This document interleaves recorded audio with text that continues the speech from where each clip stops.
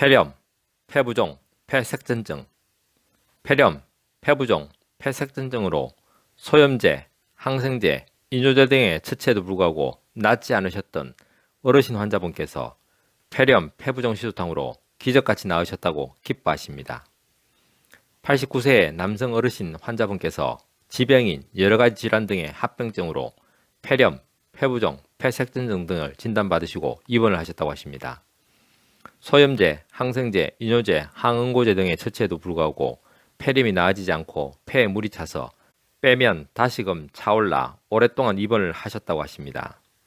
원장님, 아버지께서 여러가지 처치를 받고 소염제, 항생제, 이뇨제, 항응고제 등을 쏟아붓고 있는데도 조금 나아지다가 다시금 나빠지기를 반복하고 있는데 도와주십시오라고 도움을 청하셨습니다.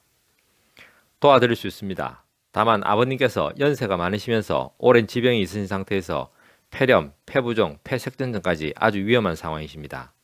더구나 소염제, 항생제, 이뇨제, 항응고제 등의 처치를 하셔도 조금씩 나빠지고 계시니 아버님을 포함한 가족분들과 의논하십시오라고 격려해드렸습니다.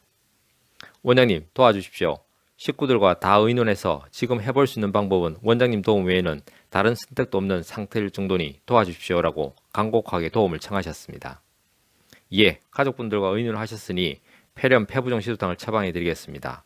아마도 아버님께서 저희가 처방해드리는 균형 한약을 많이 자주 복용하실 수 있으시다면 빠르게 좋아지실 겁니다. 라고 격려해드리고 폐렴, 폐부종 시소탕을 처방해드렸습니다.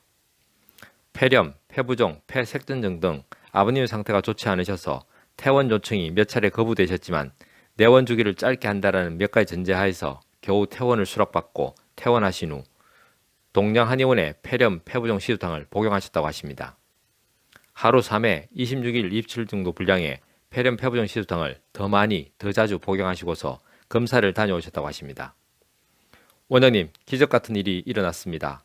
그렇게 낫지 않던 폐렴이 없어졌고 폐부종도 사라졌다고 하시면서 이 연세에 이것은 거의 불가능합니다 라는 다소 의아해하시는 담당 의료진의 말씀까지 들었습니다. 너무 기쁩니다 라고 기뻐하십니다. 다행이십니다. 연세가 드셔서 아프시면 대개 폐렴 등의 호흡기나 심부전 등의 순환기로 인해서 사망하시게 되시는데 폐렴 시소탕이나 폐부종 시소탕 등을 복용하시면 폐렴 등도 예방드릴 수 있으니 지금 복용량을 늘리시면 되고 나중에는 중간중간에 보완하듯이 잘 챙겨 복용하십시오 라고 칭찬해 드렸습니다. 한의학은 과학입니다. 한의학은 철학입니다. 건강은 균형입니다. 동양 한의원은 균형입니다.